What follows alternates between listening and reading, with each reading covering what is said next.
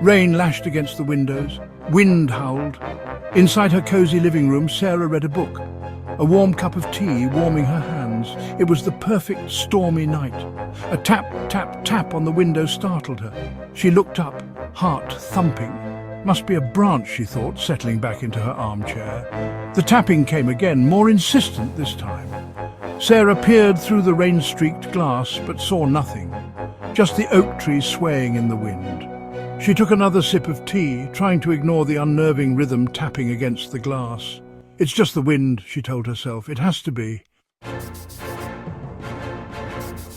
But the tapping continued, growing louder, more persistent. A shiver snaked down her spine. This doesn't feel right, she thought, a knot of unease forming in her stomach. She moved closer to the window, her heart pounding in her chest. The wind howled around the house, almost mocking her fear. Each tap against the glass sent a fresh wave of terror through her. Sarah considered pulling the curtains shut, blocking out whatever lurked beyond the glass, but a morbid curiosity held her captive.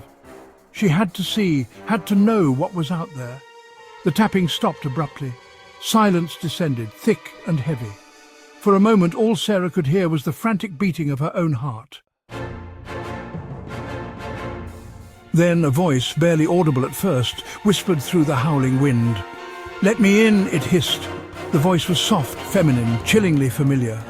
Panic seized Sarah. Her blood ran cold. That voice, it sounded like her own. But that was impossible, wasn't it? "Let me in," the voice repeated, stronger this time, insistent, demanding. It seemed to slither through the cracks of the window, wrapping around her like icy fingers. She stumbled back from the window, terror gripping her like a vice.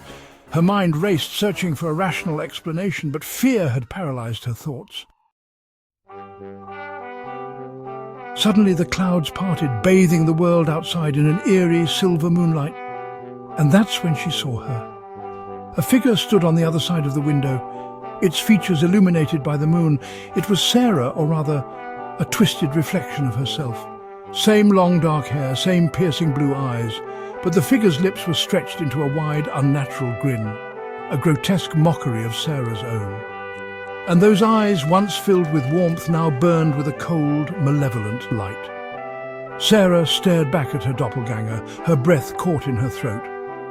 The figure outside the window continued to smile, the moonlight glinting off its teeth. Fear, raw and consuming, threatened to swallow Sarah whole as the terrifying realization dawned on her. She was looking into the face of her own nightmare.